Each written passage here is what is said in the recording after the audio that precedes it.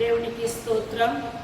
ఈ శుక్రవారం ఉపవాస ప్రార్థనలో మరి ఈ రీతిగా దేవుని సన్నిధిలో మనమందరము కూడా ఏక మనసుతో, ఏక భావంతో, ఏక తాత్పర్యము కలిగి దేవునిని స్తుతించడానికి, దేవునిని ప్రార్థించడానికి, దేవునిని ఆరాధించడానికి ఈ శుక్రవారం ఉపవాస ప్రార్థనలో ప్రతి వారం కూడా మనం దేవుని సన్నిధిలో అనేకమైన అంశాల కొరకు ప్రార్థన చేస్తున్నాం ప్రియులారా.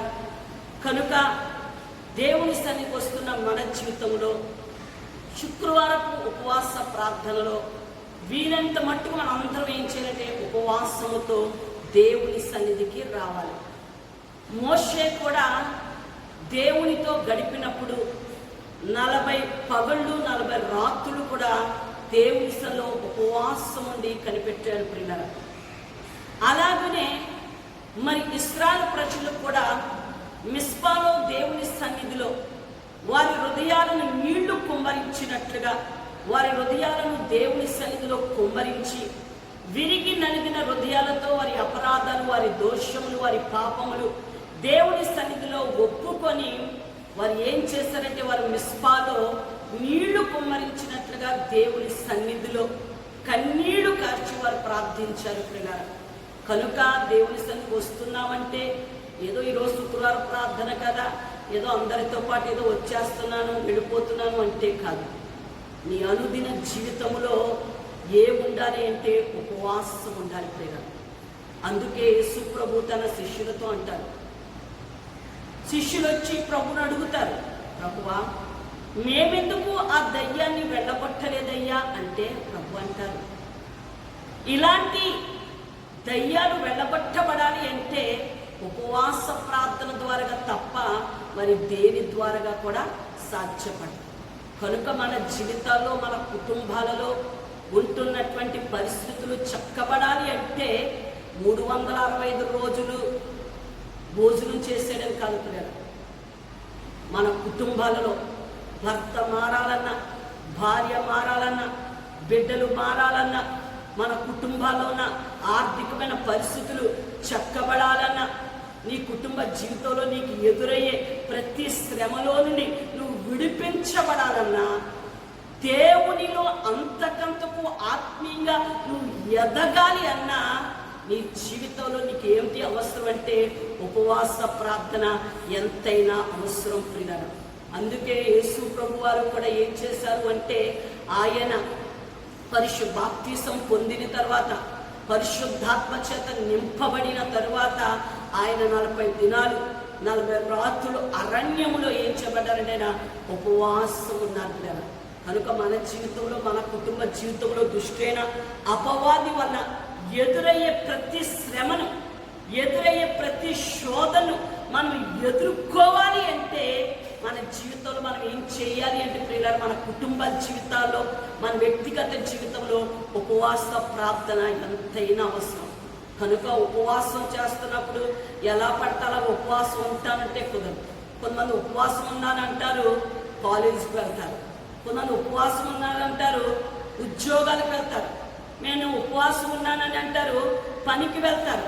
కొంతమంది ఉపవాసం ఉన్నామా అంటారు, వ్యాపారాలు చేస్తారు కదా. కాదు, నువ్వు ఉపవాసం ఉన్నావు అంటే, అందుకే మత్తయి సువార్త 6వ అధ్యాయంలో దేవాది దేవుడైనటువంటి దేవుని కుమారుడైన యేసయ్య అక్కడ స్పష్టంగా చెప్పాడు, నీవు ఉపవాసము చేయనప్పుడు నీ గదిలోనికి వెళ్ళి నీ తల అంటుకొని రహస్యమందు చూచు నీ తండ్రికి, అది నీ గదిలోకి వెళ్ళాలి, రహస్యమందు చూచు నీ తండ్రికి నువ్వేం చేస్తే ప్రార్థన చేయాలి. కనుక ఉపవాసం ఉన్నానండి అని చెప్పి నువ్వేమేమో పనులు చక్క పెట్టుకోవడం కాదు, కానీ దేవుని సన్నిధిలో సంఘముతోనూ దేవునితోనూ కలిసి దేవునిని స్తుతించాలి, దేవునిని ప్రార్థించాలి, దేవునిని ఆరాధించాలి, దేవుని పరిచర్యలో నువ్వు ఉండాలి. దేవుని సన్నిధిలో ఏ విషయంలో నువ్వు ఉపవాసం ఉండి నిన్ను నువ్వు దేవుని కొరకు ప్రతిష్ఠించుకున్నావో ఆ విషయంలో దేవుని సన్నిధిలో ఏం చేయాలంటే విరిగి నలిగిన హృదయంతో దేవుని సన్నిధిలో ప్రార్థించాలి. అందుకే హన్న ఏం చేసింది అంటే, తనకు బిడ్డలు లేరు కదా అని తన సొంత తోడికోళ్ళే అలా మాట్లాడుతున్నప్పుడు, శోధిస్తున్నప్పటికి కూడా అనేకమైన రీతిగా హన్నాను నిందిస్తున్నా, అవమానపరుస్తున్నప్పటికీ కూడా హన్నా ఏం చేస్తుందంటే, దేవుని సన్నిధికి వెళ్ళి నీళ్లు కుమ్మరించినట్లుగా దేవుని సన్నిధిలో తన హృదయాన్ని కుమ్మరించి ఉపవాసం ఉండి తనకున్న వ్యాధన, తనకున్న బాధను దేవుని సన్నిధిలో, అయ్యా మీ దాసురాలను నన్ను కరుణించండి అయ్యా, నేను సంతానం లేని గొడ్రాలని నిందిస్తున్నారయ్యా, ఈ నిందను నేను భరించలేకపోతున్నాను తండ్రి, నా యందు కనికరము చూపు, నా యందు కటాక్షము చూపు. అందుకంటే ఆయన కృపగల దేవుడు, ఆయన కరుణగల దేవుడు, తనకు నిజముగా మొర్రపెట్టే వారికి ఆయన సమీపంగా ఉండే దేవుడు. యథార్థమైన హృదయముతో దేవుని సన్నిధిలో ఉపవాసం ఉండి ప్రార్థించినప్పుడల్లా ఆయన నీకు సమీపంగా ఉండే దేవుడు. అందుకే హన్నా దేవుని సన్నిధిలో ప్రార్థించింది.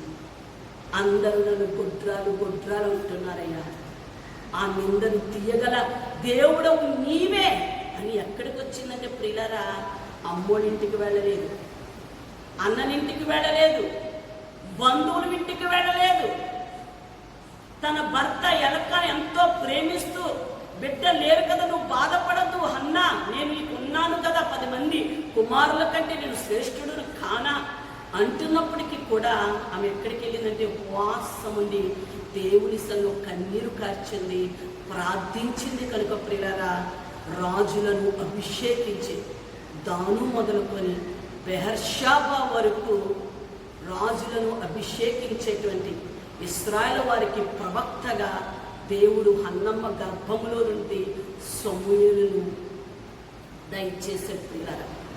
కారణం ఆమె దేవుని సన్నిధిలో ఉపవాసం ఉండి ప్రార్థించింది ప్రియులారా. అలాగే మనం దేవుని యొక్క వాక్యములో చూసుకుంటే, దానియేలు కూడా దేవుని సన్నిధిలో తన పితరులు, తనతో ఉన్నటువంటి ఇశ్రాయేలు ప్రజలైన వారు చేసిన అపరాధాలు, దోషాలను కూడా దేవుని సన్నిధిలో ఉపవాసం ఉండి ప్రార్థన చేయటానికి తన హృదయాన్ని, తన మనస్సును నిబ్రపరుచుకున్నాడు. దృఢపరుచుకొని దేవుని సన్నిధిలో కన్నీరు కార్చి ప్రార్థిస్తున్నాడు. అయ్యా, మేము ఈ రీతిగా చెరలోనికి రావడానికి కారణం మా అవిద్యతే అయ్యా, మా తిరుగుబాటే, మా సనుగుడే, నీ మాట విననందుకే ఈరోజు ఈ దుస్థితికి కారణం నీవు కాదయ్యా. మా పితరులు మేము చేసిన మా అపరాధాలే, మా దోషాలే, మా పాపాలే ఈరోజు ఏమైంది అంటే, మేము ఇలా చెరలోనికి రావటానికి కారణం మా తిరుగుబాటుతనం, మా అవిద్యతనం, నీకు నచ్చనివి, నీకు మెచ్చనివి, నీకు హేయమైన కార్యాలు మేము చేయబట్టే ప్రదేవా ఈరోజు మేము ఏమైపోయాం, ఈరోజు మేము చెరగా కొనిపోయాం. మా పాపాలు క్షమించండి అయ్యా, మా దోషాలు క్షమించండి అయ్యా, మా అపరాధాలు క్షమించండి అయ్యా అని దేవుని సన్నిధిలో దానియేలు తను తగ్గించుకొని విధేయత కలిగి దేవుని సన్నిధిలో ప్రార్థిస్తున్నాడు ప్రియులారా. దానియేలు దేవుని సన్నిధిలో ఉపవాసం ఉండి కన్నీరు కార్చి ప్రార్థించాడు కనుక దేవుడు దానియేలు ప్రార్థన ఆలకించి ఇశ్రాయేలు ప్రజలు ఏం చేయబడ్డారంటే ప్రియులారా, చెరలో నుంచి విడిపించబడ్డారు. కనుక నువ్వు ఏ చెరలో ఉన్నావు, ఏ పాపంలో ఉన్నావు, దేవుని సన్నిధికి వస్తున్న మనం ఉపవాసం ఉంటున్నామంటే ప్రియులారా, ముందుగా మనం దేవుని సన్నిధిలో తలంపులోన, చూపులోన, మాటలోన, క్రియల్లోన ఏ విషయాల్లో మనం తప్పిపోతున్నామో మనం ఏం చేసుకోవాలంటే దేవుని సన్నిధిలో మనం తగ్గించుకొని మన చెడు మార్గాలను, మన పాప జీవితాన్ని, మన శరీర కార్యాలను, మన అవిధేయమైన జీవితాన్ని దేవుని సన్నిధిలో మనిషి ఏ రీతిగా అయితే తను తగ్గించుకొని తన పాపాన్ని ఒప్పుకొని దేవునికి మొర్రపెట్టుకున్నాడో, మనము కూడా దేవుని సన్నిధిలో ఏం చేయాలంటే ప్రేరా, మనం తగ్గించుకొని మనం చేస్తున్న ప్రతి పాపాన్ని, అందుకే దావీదు అంటున్నాడు, దేవా నన్ను పరిశీలించుము, నన్ను పరిశోధించుము, నీకు ఆయాసకరమైన మార్గము నాలో ఉంటే తీసివేయమంటున్నాడు. కనుక దేవుని సన్నిధికి వస్తున్న మనము ఎదటి వారి లోపాలు చెప్పడం కాదు, ఎదటి వారి తప్పిదాలు చూడటం కాదు. మనకున్న అలవాటు ఏంటంటే ఎంతసేపు మన పక్కింటోడు, మన ఎదురింటోడు ఏం చేస్తున్నారా, వారు ఎలా జీవిస్తున్నారా, వారిలో ఏం లోపాలు ఉన్నాయా అని ఎంతసేపు మన ఎదుటోడి లోపాలు చూడడానికి ఇష్టపడతాము తప్ప. అందుకే ఇద్దరు వ్యక్తులు దేవాలయంలోకి వెళ్ళారంట. పరిసయుడు, సుంకరి అయితే దేవుడి సన్నిధిలో దేవాలయంలో అడుగు పెట్టడానికి కూడా నేను అర్హుడును కాదు బాబోయ్ అని, ఆకాశమందు కూడా ఆశ్రుడైన దేవుని చూడటానికి కూడా నేను యోగ్యుడు కాను అనుకొని దేవుని తను తగ్గించుకొని ఏమని ప్రార్థిస్తున్నాడు? ఒక ప్రార్థన, దేవా పాపినైన నన్ను కరుణించు అని. కానీ పరిసయుడు చేస్తున్న ప్రార్థన ఏంటి అంటే, దేవా నేను దినమునకు, పరిసయుని యొక్క ప్రార్థన గర్వపు ప్రార్థన, దేవా నేను దినమునకు ఏం చేస్తున్నాను, నేను వారానికి 2 మార్లు ఉపవాసం ఉంటున్నాను, నా యొక్క భాగంలో, నా ఆస్తుల్లో నేను ఏం చేస్తాను, నీకు ఇవ్వాల్సిన దశమ భాగాన్ని ఇస్తున్నాను, నేను దొంగలాగా లేను, నేను చోరులాగా లేను, ఇలా లేను, అలా లేను అని తన గొప్పతనాన్ని దేవుని సన్నిధిలో చెప్పుకుంటూ, తన పక్కనున్న ఈ సొంకరి వలె నేను ఉండనందుకు దేవునికి కృతజ్ఞతాస్తుతులు అయ్యా అంటూ ఎదటోళ్ళని పోల్చుకొని ప్రార్థన చేస్తాం. కనుక ప్రియులారా, దేవుని సన్నిధికి వచ్చామంటే నిన్ను గురించి నువ్వు చెప్పుకోవాలి తప్ప ఎదరోడిని పోల్చుకుంటూ మన ప్రార్థన. అందుకే దేవుడు ఏం చేశాడు? ఇద్దరి ప్రార్థన ఆలకించాడు. ఇద్దరిలో ఎవరిని నీతిమంతుడిగా ఇచ్చాడు అంటే తను తగ్గించుకొని తన కొరకు ప్రార్థన చేసుకున్న సుంకరి ప్రార్థన ఏం చేశాడు? దేవుడు ఆలకించాడు.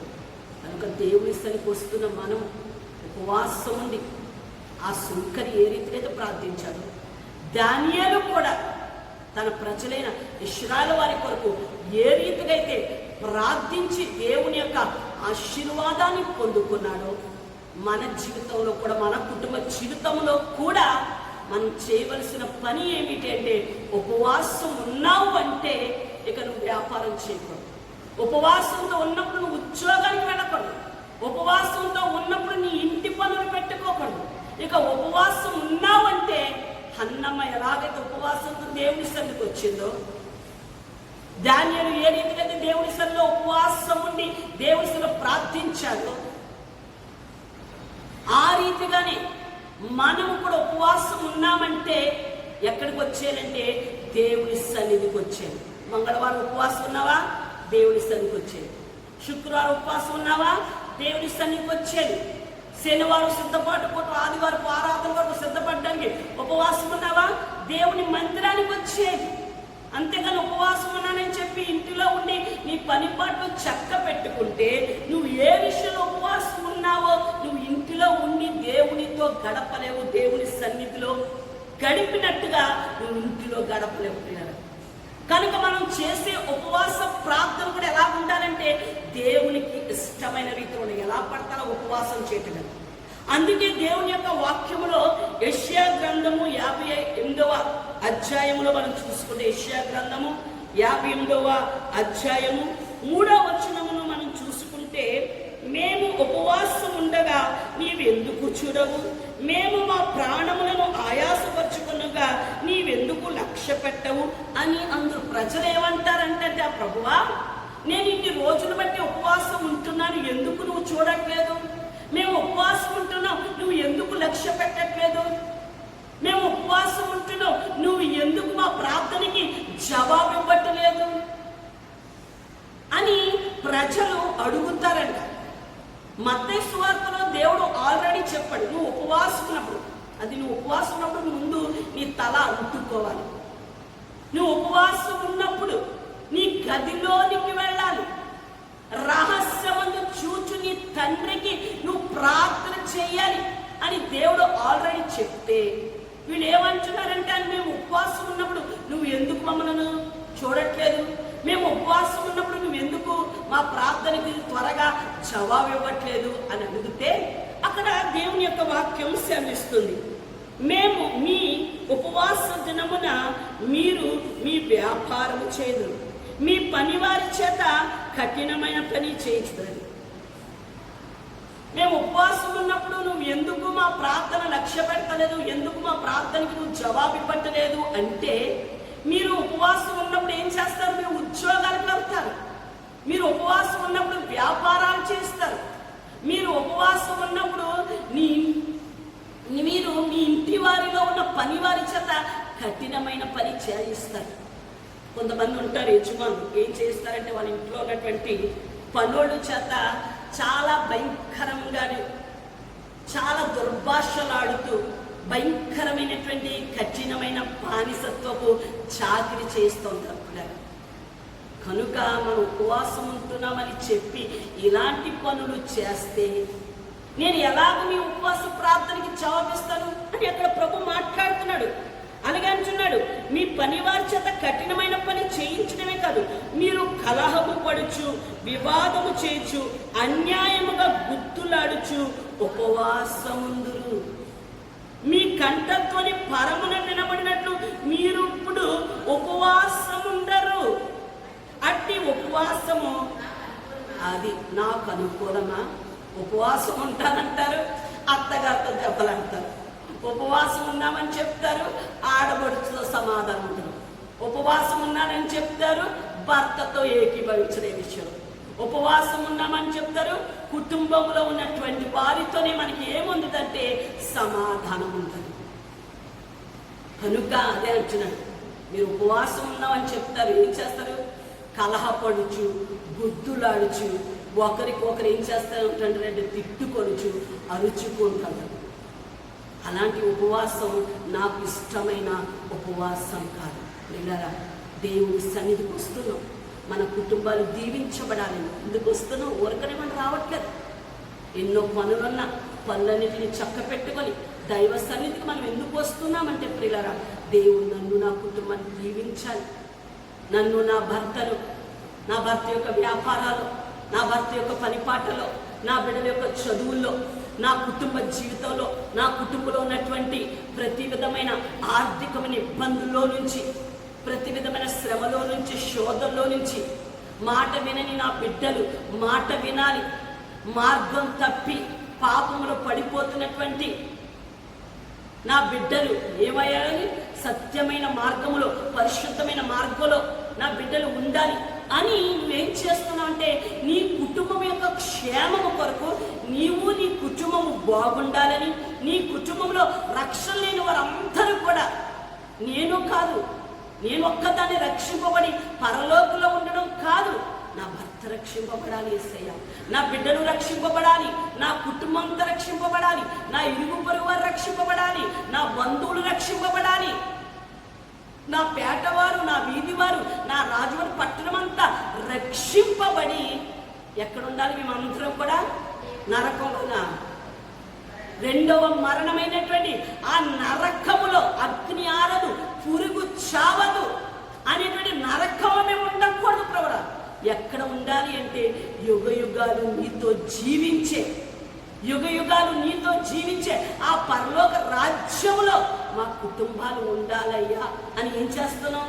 మన కుటుంబాలు ఆస్వాదించ, శారీరకంగానే కాదు ఆత్మీయంగా కూడా మన కుటుంబాలు దీవించబడాలని, మనం దేవునిలో అంతకంతకు ఎదగాలని మనం ఏం చేస్తున్నామంటే, దేవుని సన్నిధిలో బలహీనతలు ఉంటున్నప్పటికి కూడా, షుగర్ ఉంటున్నా, బీపీ ఉంటున్నా, నడుము నొప్పి ఉంటున్నా, మోకాళ్ళ నొప్పులు ఉంటున్నా, తలపోటు ఉంటున్నా, కనీసం వారానికి ఒక్కసారన్నా నా దేవుని సన్నిధిలో నేను ఉపవాసం ఉండాలి, నేను నా దేవుని సన్నిధిలో ఉపవాసం ఉండి కన్నీరు కార్చి నా దేవుని అడిగి నాకు కావలసినవని పొందుకోవాలి అని నువ్వేం చేస్తున్నావు? నీ పని పాటలని చక్క పెట్టుకొని త్వరపడి ఉపవాసం ఉండి దైవ సన్నిధికి వస్తున్నావు. ఎందుకంటే మన కుటుంబాలు దీవించబడాలి. మరి నీ కుటుంబాలు దీవించబడాలి అంటే మరి ఉపవాసం ఉంటున్న నీవు ఇంట్లో ఎలా ఉండిపోతున్నావు? ఉపవాసం ఉంటున్న నీవు మరి ఎందుకు ఉద్యోగానికి వెళ్తున్నావు? కనుక ప్రియులరా, మీరు కనుక మీరైనా మేమైనా ఉపవాసం ఉన్నప్పుడు ఏ పనులు పెట్టుకోకండి. ఉపవాసం ఉన్నప్పుడు నువ్వు ఎక్కడ ఉండాలి అంటే దేవుని సన్నిధిలో నువ్వు కనబడాలి. అందుకే నీనేవ పట్టణస్థులు అందరూ కూడా ఏం చేశారు అంటే, దేవుడు నీనేవ పట్టణాన్ని నాశనం చేయబోతున్నానని చెప్పినప్పుడు ఆ నీనేవ పట్టణస్థులందరూ కూడా యోనా గారు చెప్పిన మాట విని వెంటనే దేవుని సన్నిధిలో రాజు మొదలుకొని అక్కడ ఉన్న ప్రజలేంటి, ఆ ప్రజలతో కూడా ఆ ప్రజలకు ఉన్నటువంటి పశువులు, వారికి ఉన్నటువంటి సమస్తమైన పశువులు, జంతువులన్నీ కూడా ఏం చేసింది ఏంటండి, దేవుని సన్నిధిలో మంచినీళ్ళు కూడా ముట్టకుండా కఠినమైన ఉపవాసము దేవుని సన్నిధిలో కన్నీరు కార్చారు.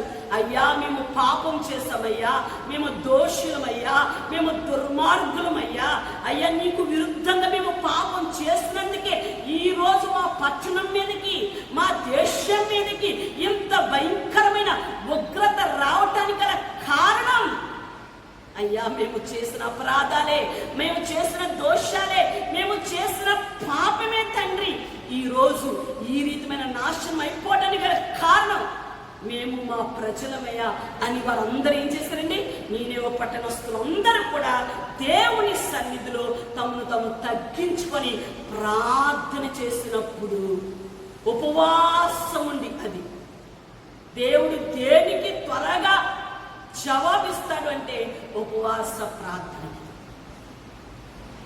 ఆయన దేనికి కరిగిపోతాడంటే ఉపవాస ప్రార్థన కరిగిపోతాడు.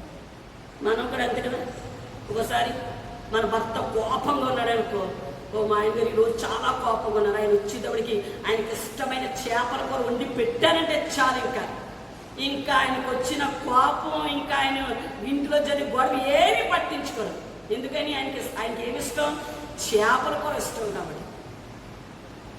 అలాగే అయ్యగారికి ఒకసారి కోపం వచ్చిందనుకో, ఒకసారి నేను ఏం చేస్తాను, బిర్యానీ వండుతాను అంతే. ఎంత కోపంలో బయటకు వచ్చి, అమ్మా ఏం తల్లి కమ్మగా వాసన వస్తుంది, బిర్యానీ వండుతున్నావు తల్లి, అదేంటమ్మా ఈరోజు నేను డైట్ చేస్తున్నాను కదమ్మా, చూసారా అంత కోపంగా ఉండి నేను ఏం తిన్నాం అన్న మనిషి ఎప్పుడైతే బిర్యానీ వాసన వచ్చిందో అంటే ఏమన్నారు, అమ్మా బిర్యానీ వండుతున్నావు తల్లి, చూసారా. కనుక మన భర్త యొక్క బలహీనతలు ఏంటో, మన బలహీనతలు ఏంటో మన భర్త తెలుసు. కనుక వాటిని బట్టి ఏం చేద్దాం, మా ఆవిడికి మంచి ఖరీదైన పట్టు చీర కొన్నానంటే, మా ఆవిడికి కాటన్ చీర ఇష్టం, మంచి ఖరీదైన కాటన్ చీర కొన్నానంటే చాలు. ఆవిడకి వాచ్ అంటుంది ఎప్పుడు ఈ టైంలో, కొంచెం కోపంగా ఉంది, కొంచెం అలుగుడు తగ్గాలంటే వాడికి ఇష్టమైన వాచ్ కొనుక్కెళ్తే చాలు, ఏమైపోద్ది ఆ కోపం. కనుక ఎప్పుడైతే మనకి ఇష్టమైన రీతిలో భర్త కానీ భార్య కానీ ప్రవర్తించడం మనం ఏమైపోతామని, ఇక జరిగిపోయిన సంగతి ఇక జరిగిపోయిన సంగతి ఇంక ఎత్తాడంటే ఇక ఆడకంటే మురుకుడు, ఆవిడకంటే మురుకురాలు, ఇక మూడు రాలు తన ఇల్లు ఓడబరుకుని అనుకున్నట్టుగా మనం అలాంటి ఏం చేయడం. కనుక ప్రియులరా, మనం ఎలాగైతే మన భర్తలకు ఇష్టమైన దాన్ని చేసినప్పుడు వారు ఎలాగైతే కోపాన్ని విడిచిపెడతారో, భార్యకి ఇష్టమైన పని చేసినప్పుడు ఏ రీతిగా అయితే భార్య కూడా కోపాన్ని విడిచిపెడతాడో, అలాగే దేవుడు కూడా ఉగ్రుడై కోపగించినప్పుడు ఆయనను శాంతింపచేసేది హోమాలు కాదు, ఆయనను శాంతింపచేసేది బలులు కాదు ప్రియులారా. విరిగి నలిగిన హృదయముతో దేవుని సన్నిధిలో నువ్వు ఉపవాసం ఉండి ప్రార్థిస్తే చాలు. చూసారా, నీనేవే పట్టణానికి నేను నాశనం చేసేస్తాను అన్న దేవుడు ఎప్పుడైతే నీనేవే పట్టణస్తులందరూ తమను తాము తగ్గించుకొని దేవుని సన్నిధిలో ఉపవాసం ఉండి కన్నీరు కార్చి ప్రార్థించారో, దేవుడు ఏం చేశాడని, చేస్తానన్న కీడును చేయక వారికి మేలు చేశాడని. దేవుడికి స్తోత్రం, హల్లెలూయా. మన దేవుడు ఏం చేసే దేవుడని, మనకి మేలు చేసే దేవుడు. ఆయన మనకి ఏం చేసే దేవుడు, అయినా మన ఆశీర్వదించే దేవుడు. తన ప్రజలమైన మనము తప్పు చేసినా పొరపాటు చేసినా ఆయన చంపుకునే దేవుడు కాదండి. ఆయన మనల్ని ఏం చేసే దేవుడు, జీవింపచేసే దేవుడు. మన ఆశను పొడిగించే దేవుడైనా మనము దీర్ఘాయుషవంతులుగా జీవించాలని, మనం జీవించిన జీవిత కాలమంతయు కూడా ఎవరితో జీవించాలి? దేవునితోనే జీవించాలి. దేవునికి స్తోత్రం, హల్లెలూయా. కనుక ప్రియులారా, నినెవె పట్టణస్థులు ఆ రీతిగా దేవుని సన్నిధిలో వారు చేసిన పాపాన్ని కప్పుకొనక ఒప్పుకున్నారు కనుక వర్ధిల్లారు. మనము మన కుటుంబాలు కూడా దీవించబడాలి అంటే, ఆశీర్వదించబడాలంటే దేవుని సన్నిధిలో ఉపవాసంతో ఉన్న మనము మన పాపాలు ఏం చేయకూడదంటే కప్పుకొనక దేవుని సన్నిధిలో ఒప్పుకోవాలి. ఈ కరోనా నుంచి కూడా ఎంతో భయంకరంగా విజృంభించేస్తుంది పిల్లలు. సినీ యాక్టర్ సుమలత కూడా వచ్చేస్తుందంట కరోనా. ఆఖరికి మన ఎంపీ భరత్ గారి దగ్గర ఉన్నటువంటి ఆ గన్మ్యాన్కి, ఆ డ్రైవర్ గారు కూడా వచ్చేస్తుంది కరోనా. చూసారా, ఎవరిని వదలట్లేదు. ఎంతో భయంకరంగా ఎటు చూసిన కరోనా కరోనా భయంకరంగా. ఈ వైరస్ అనేది చాలా చాలా స్పీడ్గా ఏమైపోతుందంటే అనేకులకు సోకుతుంది పిల్లలు. అనేకులు కరోనా బారి పడిపోతున్నారు. ఈ కరోనా బారి నుంచి మనల్ని విడిపించగలవాడు, రక్షించగల దేవుడు యేసు ఒక్కడే ప్రియుడు. దేవుడికి స్తోత్రం. కరోనాకి మందు లేకపోవచ్చు, కరోనాకి మందు లేకపోయినా, వ్యాక్సిన్ లేకపోయినా సరే, ఈ కరోనా అనేటువంటి వైరస్లోని మనల్ని, మన కుటుంబాలను ఏ తెగులు, ఏ అపాయము మన గుడారాలను సమీపించకుండా గొప్ప కాపరిగా, మంచి కాపరిగా, ప్రధాన కాపరిగా నీ పని పాటల్లో, నీ రాకపోకలో, నీ ప్రయాణాల్లో అడుగడుగున ఆ వైరస్ అనేది ఎక్కడ ఉందో ఏంటో మనకు తెలియదు. ఎక్కడ చేతులు వేస్తే ఆ వైరస్ ఎక్కడ ఉందంటే వెంటనే ఇమ్మీడియట్గా వచ్చేస్తుంది. కానీ దేవుడు అడుగడుగున తన కృపనిస్తున్నాడు కనుక ఈ శుక్రవార ఉపవాస ప్రార్థనలో దేవుని సన్నిధిలో ఉపవాసం ఉండి మనల్ని మనం ఏం చేసుకుంటున్నాం? ఆయన సన్నిధిలో నలగొట్టుకుంటున్నాం కనుక ప్రియులారా, దేవుడు ఏం చేస్తున్నాడు? మనల్ని, మన కుటుంబాన్ని, ఎవరైనా విషయమైనా మన బంధువుల్లో పలానోడు కంటండి, మన సంఘులు ఎవరికైనా అసలు ఆ మాట విన్నామా? కారణం మన గొప్పతనం కాదు పిల్లగా. దేవుని సన్నిధికి వస్తున్నాం. దేవుని సన్నిధిలో మనల్ని మనం కన్నీటి ప్రార్థనతో, మోకాళ్ళ ప్రార్థనతో, ఉపవాస ప్రార్థనలతో దేవుని సన్నిధిలో మనల్ని మనం ఏం చేసుకుంటున్నాం? నలగొట్టుకుంటున్నాం కనుక దేవుని యొక్క హెచ్చైన కృపతో దేవుడు ఏం చేస్తున్నాడు? మనల్ని కాపాడుతున్నాడు. మనల్ని ఏం చేస్తున్నాడు? ఆయన ఆ వైరస్ అన్నది మనకు రాకుండా ఆయన మనకి ఎలా ఉంటున్నాడంటే మనకు తోడుగా ఉంటున్నాడు. దేవునికి స్తోత్రం, హల్లెలూయా.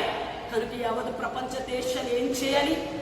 ఏ విషయంలో దేవుని సన్నిధిలో మనం తప్పు చేస్తామని ఆ నినెవె పట్టణస్థులు ఎలాగైతే దేవుని సన్నిధిలో తమ పాపాన్ని ఒప్పుకున్నారు. చూసారా పిల్లలు, మన తెలంగాణలో ఎక్కడ పరిశుద్ధమైన గ్రంథాలు బైబిల్ కాల్చేశారండి. ప్రపంచమంతేమో ఈ కరోనాతో భయపడుతుంది. కరోనా నుండి ఎలా బయటపడాలి, ఈ వ్యాధి నుంచి ఈ వ్యాక్సిన్ ఎలా కనుక్కొని ఏంటనుంటే, ఈ కరోనా అనేటువంటి వ్యాధిని ఎలా కంటే దమ్ము ధైర్యం లేదు. కానీ నిన్ను, నీ కుటుంబాన్ని కంటికి రెప్పలాగా కాచి కాపాడి సంరక్షించి ప్రపంచంలో ఏ గ్రంథాలు కూడా ఇవ్వలేనంత ఆదరణ, ఇవ్వలేనంత ధైర్యపు మాటలు ఎందులోనైనా పిల్లరా పరిశుద్ధ గ్రంథం. ఈ పరిశుద్ధ గ్రంథం నేను ఏమి చేయలేదే, నీ కుటుంబానికి ఏమి హాని చేయలేదే, నీ కుటుంబాన్ని ఏమి పాడు చేయలేదే, నీ కుటుంబాన్ని ఏమి చంపలేదే. చచ్చిపోతున్న నిన్ను బ్రతికిస్తుంది పరిశుద్ధమైన గ్రంథం. దేవుడికి స్తోత్రం. అందుకే దీనికి ఒక మాట ఉండేది, బ్రతికించే వాక్యం. ఈ వాక్యం ఏం చేస్తుంది? కరోనాకు మందు లేదంటున్నారు. అదే మందున్న వ్యాక్సిన్ ఒకటే, మందు లేదు, వ్యాక్సిన్ లేదు. మందు లేకపోయినా, వ్యాక్సిన్ లేకపోయినా ఈ కరోనా బారి నుండి నిన్ను తప్పించేది ఏంటి? నీ వాక్యమే నన్ను బ్రతికించింది. ఈ వాక్యపు విలువ అమ్మగారు తెలియక ఏం చేస్తున్నారు? కరోనాని సమాధి చేయలేకపోతున్నారు. కరోనాని నీ దేశం నుండి ఎడగొట్టలేకపోతున్నాం. ఎంత దారుణమండి! పరిశుద్ధమైన గ్రంథాన్ని కాల్చేస్తారా? సేవకులను హింసిస్తారా? సువార్త ప్రకటించేవారిని అవమానపరుస్తారా? దేవాలయాలు పడగొట్టేస్తున్నారు. మనమే కాదు, మనలాగా ఎంతమంది జీవము గల దేవుని ఆలయాలను పడగొట్టేస్తున్నారు పిల్లలు. ఎంతో మంది దైవజనుల యొక్క 70 సంవత్సరాల చరిత్ర కలిగిన మన స్థలాన్ని ఏం చేశారు? తాళం వేశారు, గోడ కట్టేశారు. ఇన్వెస్ట్మెంట్ డిపార్ట్మెంట్ వారు ఆక్రమించుకున్నారు. ఇలా మనలాగా ఎంతో మంది సేవకులను అన్యాయంగా బాధపడుతున్నారు. ఎందుకని? మాకున్న అధికారం బట్టి, మాకున్న బలాన్ని బట్టి, మాకున్న డబ్బుని బట్టి మేము ఏం చేసినా చెల్లుతుంది, ఎవరు ఏమి చెయ్యలేరు అనుకుంటున్నారు పిల్లరా. క్రైస్తవుడు ఏం చేయగలుగుతాడు? యేసు ప్రభు నమ్ముకున్న బిడ్డ ఏం చేయగలుగుతాడు? మనమా గొడవలు ఆడడం, మనమా కత్తులట్టుకోవు, మనమా బాంబులు వేయము, మనమా ఏం చేయండి? మనం ఏం చేయం? మనము ఎవరితో కూడా గొడవ పట్టుకోము. కానీ ఏం చేస్తాడు క్రైస్తవుడైన వాడు? అందుకే ఇందిరాగాంధీయో నెహ్రూ గారు అన్నారట, క్రైస్తవుడు పండుకున్న సింహముతో సమానుడు.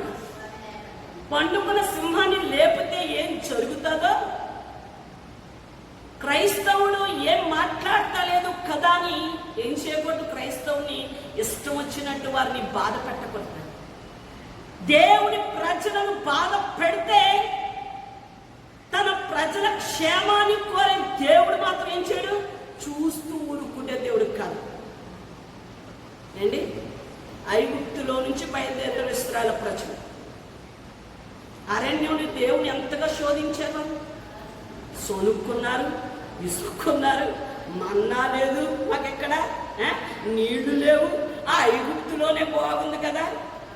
ఐగుప్తులో బాగోలేదనేసి ఆ ఐగుప్తు దేశంలో బానిసత్వంలో ఫరో యొక్క చేతి కింద కాళ్ళ కింద నలిగిపోతున్న మా దేవా సైన్యములకు అధిపతి యెహోవా ఇంకా ఎంతకాలయ్యమయ్యా మాకు ఈ బానిసత్వం బ్రతుకు, మా జీవితాన్ని ఇంతేనా? ఇక ఈ బానిసత్వం బ్రతుకులేక మా బ్రతుకులు పరదేశులుగా ఉండిపోవలసిందేనా అని దేవుని సన్నిధిలో ప్రార్థిస్తేనే కదండి దేవుడు వారి మధ్యకు దిగి వచ్చాడు.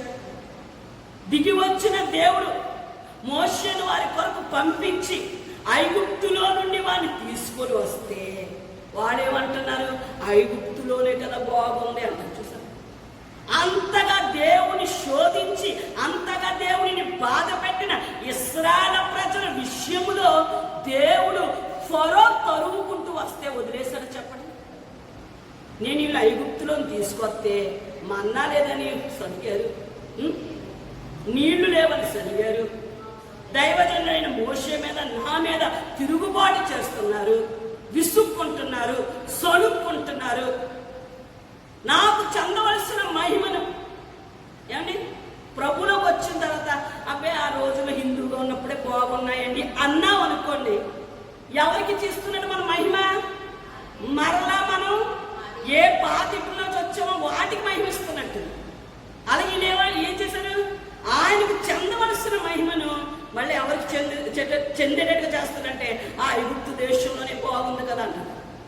అయినా సరే ఎంత ప్రేమ గల దేవుడండి నిజంగా మన దేవుడు, ఎంత కృపగల దేవుడండి నిజంగా మన దేవుడు.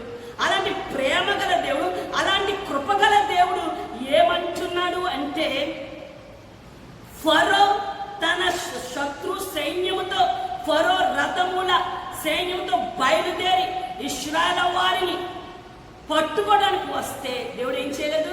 ఇశ్రాయేలు ప్రజలను విడిచిపెట్టలేదు. నన్ను వీళ్ళు బాధ పెట్టారు, నా మాట విన అనదు. తన ప్రజలను తరుముకుంటూ వస్తున్నట్టు ఫరో రథములను ఏం చేశారండి? ఎర్ర సముద్రంలో ముంచేశాడు. దేవునికి స్తోత్రం. కనుక తన ప్రజల జోలికి ఎవరన్నా వస్తే ఆయన చూస్తూ ఊరుకునే దేవుడు కాదు.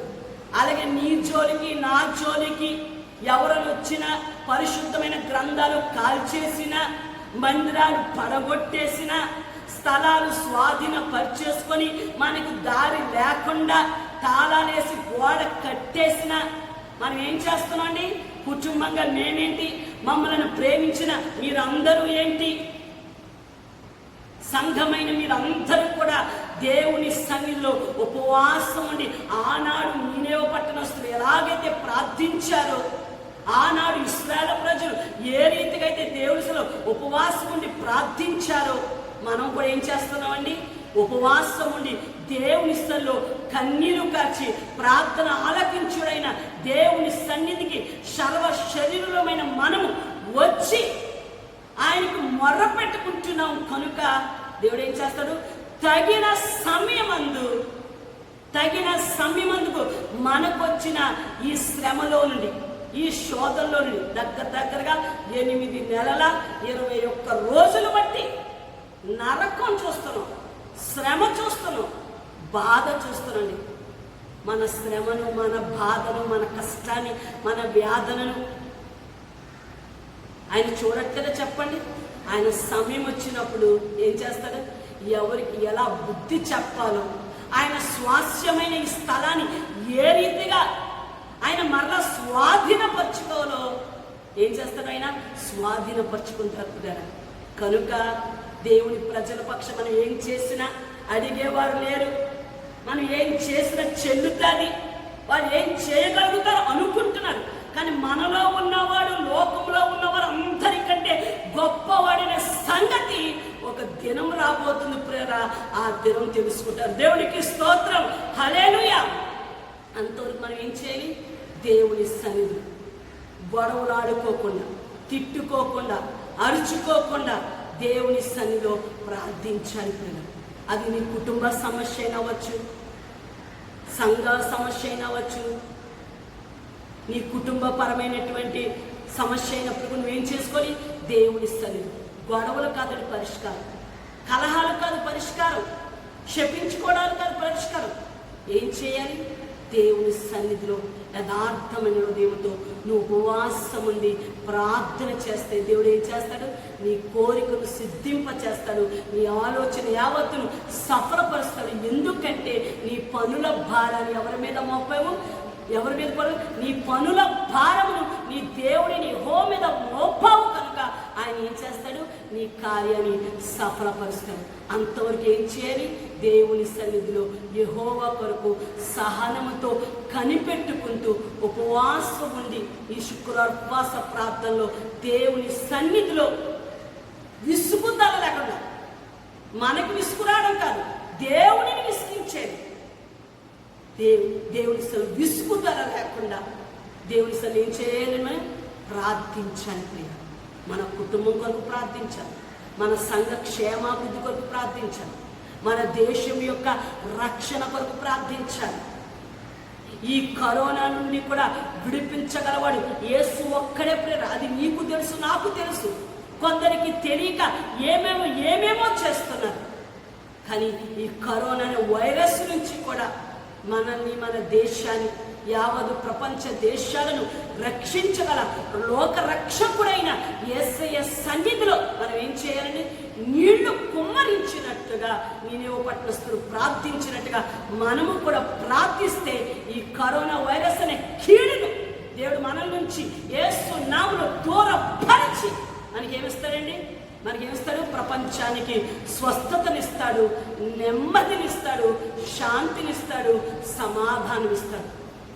అంతవరకు మనం ఏం చేయాలంటే ప్రపంచ దేశాల పక్షాన దేవుని సన్నిధిలో దేవుని గొప్పతనం ఏమిటో, దేవుని శక్తి ఏంటో తెలిసిన మనము, దేవా నా దేశం, యావదు ప్రపంచ దేశాలు నీ చిత్తానికి నీకు విరుద్ధంగా చేస్తున్న ప్రతి అపరాధాన్ని, ప్రతి దోషాన్ని, ప్రతి పాపాన్ని క్షమించదయ్యా అని దానియేలు ఏ రీతిగా ఉపవాసముని తన ప్రజల కొరకు ప్రార్థించాడు, నెహెమ్యా ఏ రీతిగా ఉపవాసముండి తన ప్రజల కొరకు ప్రార్థించాడు, మనము కూడా ఏం చేయాలి? ఆనాటి ప్రవక్తలు ఏ రీతిగా అయితే దేశము కొరకు, ప్రజల కొరకు ప్రార్థించారు, దేవుని ప్రజలమైన మనము కూడా ఏం చేయాలంటే విసుక్కోకుండా, సణుక్కోకుండా దేవుని యొక్క కరుణ, ఈ కరోనాలో నుంచి దేవుని యొక్క కరుణ, దేవుని యొక్క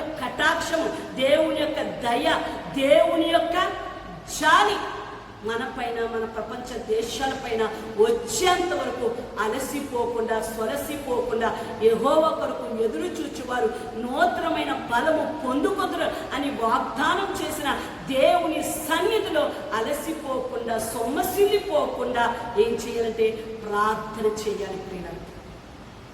కనుక దేవుని సన్నిధిలో ఉపవాసం ఉంచున్నటువంటి మనము ఎలా ఉండాలి అంటే ఆయనకి ఇష్టమైన రీతిలో ఉపవాసం ఉండాలి. ఆయనకి ఇష్టమైన ఉపవాసం ఏంటి?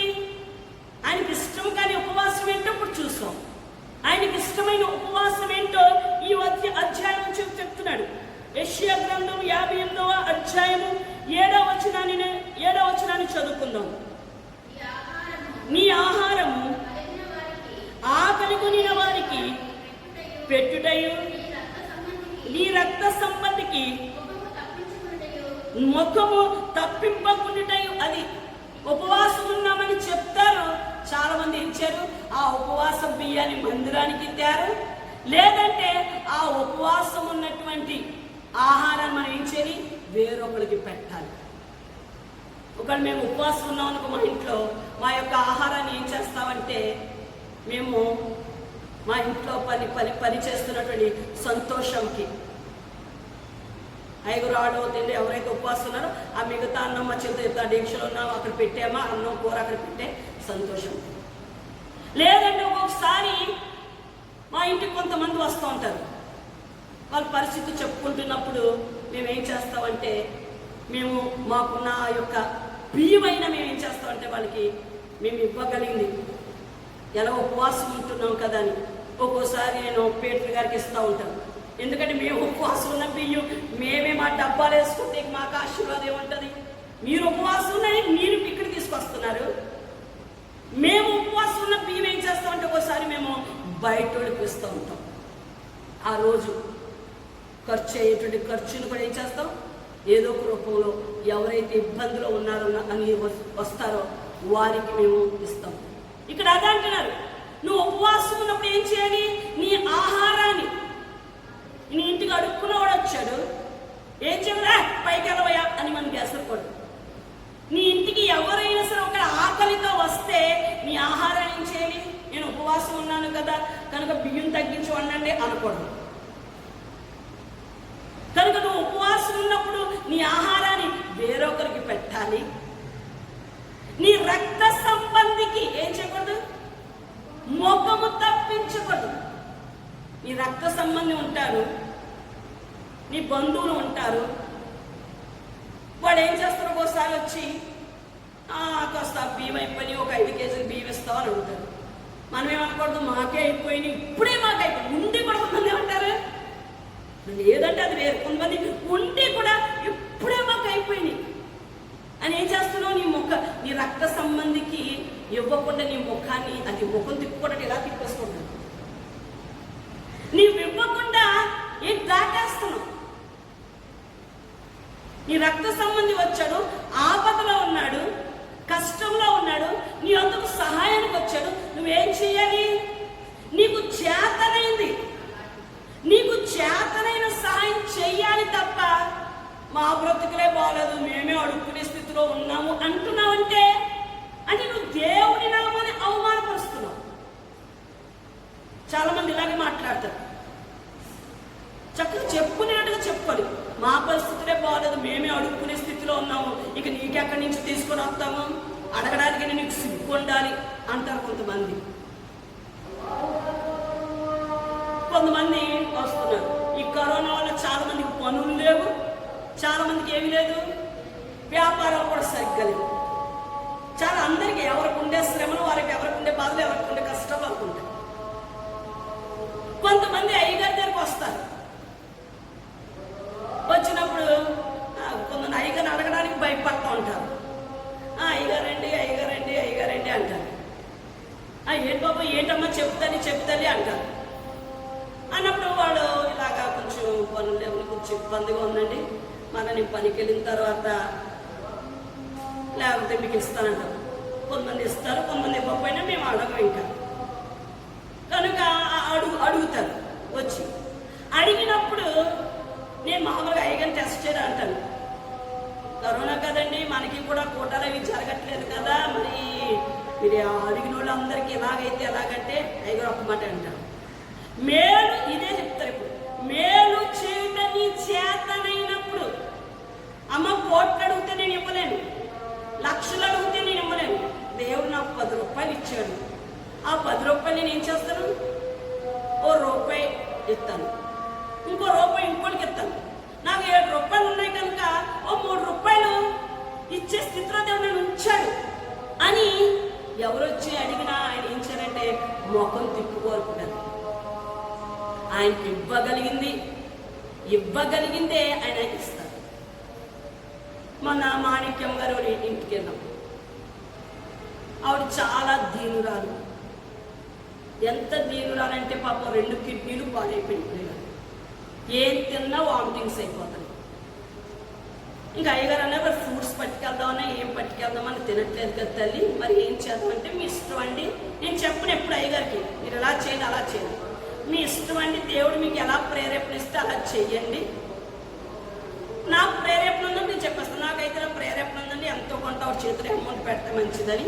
మరి మీకు కూడా ఎలా ప్రేరేపణ ఉంటే అలా చేయండి. ఎందుకంటే మరి ఆయన ప్రేరేపణ నేను చెప్పాను అనుకో, నా ప్రేరేపణ ఆయన చెప్పామనుకో, అక్కడ మనం ఆవిడకి ఇచ్చేవాళ్ళు కూడా ఎలా ఉండదు, ఆశీర్వాదం ఉంది. అది చెప్పినప్పుడు సర్లేమో నువ్వు చెప్పింది మంచిది, నేను కూడా అదే అనుకున్నాను అని ఆవిడ చూసి పలకరించి ప్రార్థన చేసి ఆవిడ చేతులు ఏం చేస్తాం, అమ్మ ఇదిగో నీ మందుల ఖర్చులకి ఉంచుకో తల్లి అని ఆవిడ చేతిలో పెట్టి వచ్చాను.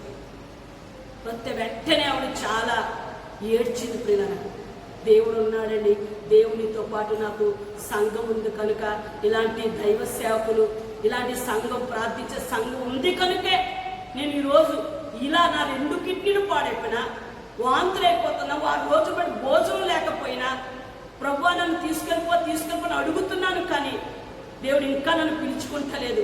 నేను ఎలా ఉన్నానంటే దేవుని యొక్క కృప, మీరు చూపుతున్న ప్రేమ, మీరు చూపుతున్న దేవుని ప్రేమని సాక్ష్యం చెప్తుంది.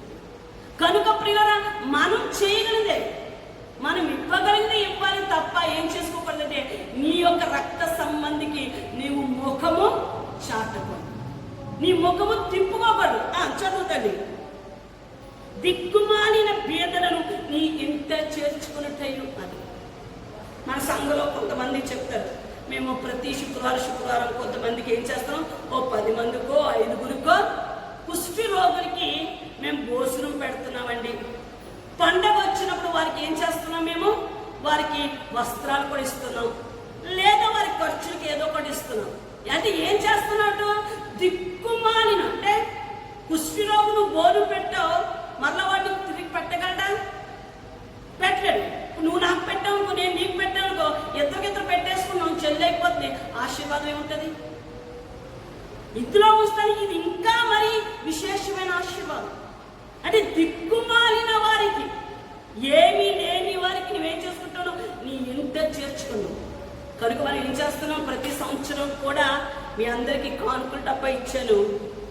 కనుక ఈ కరోనా సమయంలో కూడా చాలా మంది ఫోన్ చేశాను, మేము శుక్రవారం మంగళవారం రాలేకపోతున్నాం కదా అమ్మగారండి, అందుకేం చేస్తున్నాం, ఆ కానుకలు కూడా మీరు ఇచ్చిన డబ్బాలోనే వేసుకుంటున్నాం. నిజంగా దేవుడు మాకు ఈరోజు కొత్తగా పట్టుకెళ్ళారు.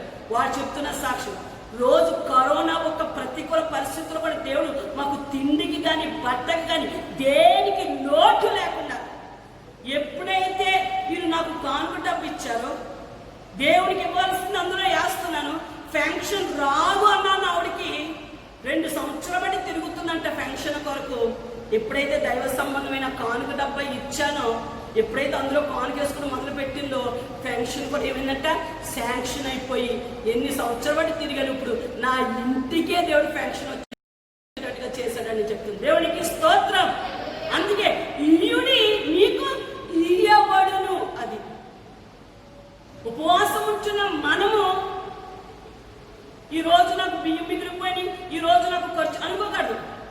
నీకు ఉపవాసం ఉన్నందుకు నీకు ఎంత ఖర్చు అయిందో ఆ ఖర్చునంతటి ఏం చేయాలి, దేవుని సన్నిధిలో కానుక రూపంగా చెల్లించాలి, లేదా నీ ఆహారాన్ని వేరొకరికన్నా పెట్టాలి. అప్పుడే నువ్వేం చేయబడతావు అంటావు, దీవించబడతావు, ఆశీర్వదించబడతావు. అందుకే మనం కూడా ఏం చేస్తామంటే సంఘమంతా మనం ఆస్వాదించబడాలి, మన కుటుంబాన్ని దీవించబడాలి. కరువులో కానీ కరోనాలో కానీ చాలా సాక్షి చెప్తాను. ఈరోజు డబ్బు అంటే చేతి నిండా లేకపోయినా ఒకరి ఇంటికి వెళ్ళి చెయ్య చాచకుండా దేవుడు మమ్మల్ని సమృద్ధిగానే ఉంచాడు అమ్మగారండి. సమృద్ధిగానే మేము తింటున్నామండి. పనులు ఉన్నప్పుడు ఎలాగో తింటున్నామో, పనులు లేనప్పుడు కూడా ఆ రీతిగానే మా ఇంట్లో మేము అందరం మా అనుదిన ఆహారం మేము భుజిస్తున్నామండి. కారణం ఎందుకంటే ప్రతి సంవత్సరం మనం ఏం చేస్తున్నాం? దీనులైన కుటుంబాలకు వస్త్రాలు ఇస్తున్నాము, వారికి ఆహారం, మీరు ఇచ్చే బియ్యాలు, కొంతమందికి ఏం చేస్తున్నాం? వారికి బియ్యాలు ఇస్తున్నాము. కొందరికి కొనుక్కోటానికి మందులకి డబ్బులు లేకపోయినా మన సంఘ అవసరతలో నుండి వారికి ఏం చేస్తున్నామండి? వారికి కాస్త మనం ఇవ్వగలిగింది. ఇలాంటి మంచి కార్యాలు చేస్తున్నాం కదా, ఉపవాసం ఉండి మనం ఇలాంటి మంచి కార్యాలు చేస్తున్నాము కనుక దేవుడు ఏం చేస్తున్నాడు? మనల్ని, మన కుటుంబాలని ఆశీర్వదిస్తున్నాం. ఒకవేళ యూట్యూబ్లో చూస్తున్న వారిలో ఒకవేళ ఇలాంటి అలవాటు మీలో లేకపోతే, ఇప్పుడైనా వింటున్న వాక్యాన్ని బట్టి మనము మన కుటుంబాలు దీవించబడాలి, ఆశీర్వదించబడాలి అంటే ప్రియులారా, దేవునికి ఇష్టమైన రీతిలో ఉపవాసము చేసి దేవుడు నీ కొరకు సిద్ధపరిచిన ప్రతి ఆశీర్వాదాన్ని, ప్రతి మేలును కూడా మీరు పొందుకోవాలని మీ విషయమే నేను ప్రార్థిస్తున్నాను అని చెప్తున్నాడు. అదే అంటాడు, దిక్కుమాలిన బీదలను ఇంట చేర్చుకొనుటయు, వస్త్రహీనుడు నీకు కనబడినప్పుడు వారికి వస్త్రములు ఇచ్చుటయు. అది చెప్పాను కదా, వస్త్రహీనుడు కనబడినప్పుడు. అందుకే మనం ఏం చేస్తున్నాం? చాలా మందికి వస్త్రాలు ఇస్తున్నాం. మీరు కట్టుకున్న వస్త్రాల్లో కూడా కొన్ని మంచి వస్త్రాలు ఉన్నప్పుడు వాటిని ఏం చేస్తున్నారు? మీరు మీ పక్కింటి వైపు కానీ, ఒకరు మీ ఎదురింటిలో కానీ, మీకు ఎవరైనా తెలిసిన వాళ్ళు కానీ ఏం చేస్తున్నాం? మనము మన పిల్లల బట్టలు మరీ మాసిపోయి మరీ మసిగొడ్డ అయిపోయి కాదు, ఏం చేస్తున్నాం? కొంచెం బాగున్నా, కాస్ట్లీ అయినా, బ్రాండెడ్ అయినా మనం ఏం చేస్తున్నాము? కొంతమంది అలా బీరువాలో పెట్టుకొని మొరుగు పెట్టుకుంటారు తప్ప ఎవ్వరికి ఇవ్వరు. అది మనం ఏం చేస్తున్నాం? అలాగే ఇస్తున్నాం కనుక మనకేమొస్తుంది? మళ్ళీ మనం దానం చేస్తున్నాం, మరలా మనకు వస్తున్నాయి. అందుకే దేవుని యొక్క వాక్యంలో ఉంది, ధర్మమును ఉపకారములు చేయడం మర్చిపోదు, ఇట్టి యాగములు దేవునికి ఇష్టమైనవి. ఉపవాసం ఉంటున్నామంటే అరుణా, ఉపవాసం ఉంటున్నామంటే ఉపవాసం ఉన్నాం ప్రార్థన అంతే కాదు. మన జీవితంలో కూడా ఏముండాలి? ధర్మం చేసే బుద్ధి ఉండాలి, ఉపకారం చేసే బుద్ధి ఉండాలి. నువ్వు కట్టుకోలేని చీరలైనా, నీ భర్త యొక్క ప్యాంటు షర్ట్ అయినా, నీ బిడ్డల యొక్క వస్త్రాలని ఏం చేయాలి? మన చుట్టూ ఉన్న చాలా మంది చూస్తూ ఉంటారు, లేక బాధపడేవాళ్ళు ఉంటారు. వాడికి ఏం చేయాలి? మనం ఏం చేయాలి? ప్రతి సంవత్సరం పండగ పూట నూతనమైనవి ఇస్తున్నాము, మనం వాడలేని మంచి ఉన్నప్పుడు అవి కూడా ఏం చేయాలి? వారి పట్ల కనికరం చూపించండి. ఒకరి పట్ల నువ్వు కనికరం చూపిస్తే ఆ కనికర సంపన్నుడైన దేవుడు మన పట్ల, మన కుటుంబాల పట్ల కనికరం చూపిస్తాడు. ఆయన నిన్ను ఆశీర్వదిస్తాడు. ఆయన నీకున్న దాంట్లో నువ్వు శ్రేష్టమని ఇచ్చావు కనుక దేవునికి ఏం చేద్దాం? ఇంకా శ్రేష్టమైన కొత్త వస్త్రాలు. దేవుడికి స్తోత్రం. నేను అందుకే నాకున్న చీర కట్టుకోలేని చీర ఏమనుంటే నేను ఇచ్చేస్తానే ఉంటాను. నాకు ఇంకా పోతలే, ఇప్పటికీ కూడా 2 సంవత్సరాలకు సరిపడా కొత్త వస్త్రాలు వస్తానే ఉన్నాయి. ఎవరో ఒకరు ఇంకా సంవత్సరం పొడుగును పెడతానే ఉన్నది. ఇనియుడి మీకు ఇవ్వబడును. అది మనం ఇస్తూ ఉంటే దేవుడు ఏం చేస్తూ ఉంటాడు? మనకి ఇస్తూ ఉంటాడు. ఇదే కదా నాకు ఇష్టమైన ఉపవాసం. నువ్వు ఇలాంటి ఉపవాసం చేస్తే దేవుడు నీకు ఇచ్చే ఆశీర్వాదాన్ని చదువుతాను చూడండి. స్వస్థత నీకు శీఘ్రముగా లభించును, నీతి నీ ముందర నడుచును, యెహోవా మహిమ నీ సైన్యపు వెనుకటి భాగమును కావలికను. అప్పుడు నీవు పిలవగా యెహోవా ఉత్తరమిచ్చును, నీవు మొరపెట్టగా ఆయన నేను ఉన్నానను. ఇతరులను బాధించుటయు, వేలు పెట్టి చూపి తిరస్కరించుటయు, చెడ్డ దానిని బట్టి మాట్లాడటయు నీవు మాని, ఆశించిన దానిని ఆకలిగొనిన వానికి ఇచ్చి శ్రమపడిన వానిని తృప్తిపరచిన యెడల చీకటిలో నీ వెలుగు ప్రకాశించును, అంధకారము నీకు మధ్యాహ్నం వలె నుండును. యెహోవా నిన్ను నిత్యము నడిపించును, క్షేమ కాలమున ఆయన నిన్ను తృప్తిపరిచి నీ ఎముకలను బలపరచును. నీవు నీరు కట్టిన తోట వలెను, ఎప్పుడును ఉబుకుచుండు నీటి ఓట వలెను ఉండేదవు. దేవునికి స్తోత్రం. హల్లెలూయా. కనుక ప్రియ, మనం ఈ రీతిగా దేవునికి ఇష్టమైన రీతిలో ఉపవాసం చేస్తే ఆ 9, 11 వచనాల్లో ఉన్న ఆశీర్వాదం, స్వస్థత. నువ్వు ఏ స్వస్థత కోసం ఎదురు చూస్తున్నావు? ఆ స్వస్థత శారీరకమైన స్వస్థత మనకు ఉండాలి. పేతురు గారు అంటారు, అన్నిటికీ అంతము సమీపమై ఉన్నది కనుక మనం ఏం కలిగి ఉండాలంటే ఉమ్మగారు, స్వస్థ బుద్ధి కలిగిన వారే మెలకుగా ఉండి ప్రార్థించారు. శరీరానికి కాదు స్వస్థత. దేనికి స్వస్థత? మన బుద్ధి బాగుంటే, అరుణ, మన బుద్ధి బాగుంటే మన దేహం కూడా ఎలా ఉంటుంది? స్వస్థతగా ఉంటుంది. మన బుద్ధికి స్వస్థత ఉంటే మన దేహానికి కూడా స్వస్థత కలిగి ఉంటాం అంటున్నాడు. అప్పుడు స్వస్థత ఏమవుతుంది? మన దగ్గరికి శీఘ్రంగా వస్తుందండి. అదే అంటున్నాడు, స్వస్థత నీ వద్దకు శీఘ్రంగా వచ్చును, నీతి నీ ముందర, నీతిమంతుడైన యేసయ్య నీ ముందర నడుస్తాడు. నీతిమంతుడు విశ్వాస మూలమున జీవించును కనుక ఆ నీతిమంతుడైన యేసయ్యని నువ్వు ఆధారం చేసుకుని జీవిస్తున్నావు కనుక నీకు ముందు నడుచువాడు ఎవరు? నీకు ముందు నడుచువాడు ఎవరంటే లోకరక్షకుడు, నీతిమంతుడైన యేసయ్య. ఆయన నీ ముందు నడిస్తే ఏ శ్రమలు, ఏ బాధలు, ఏ కష్టాలు, ఏ అనారోగ్యాలు కూడా ఏమో నీ వద్దకు రావు. అవి రావాలి అంటే నీ ముందర నడుస్తున్నటువంటి నీతిమంతుడైన యేసయ్యను దాటుకొని రావాలి. ప్రియులారా, దేవునికి స్తోత్రం. ఆయనే మన ముందర ఉంటే మనం ఎలా ఉంటామండి? క్షేమంగా ఉంటాం. అదే అంటాడు, నీతి నీ ముందర నడుచును, యెహోవా మహిమ నీ సైన్యము వెనుకటి భాగము.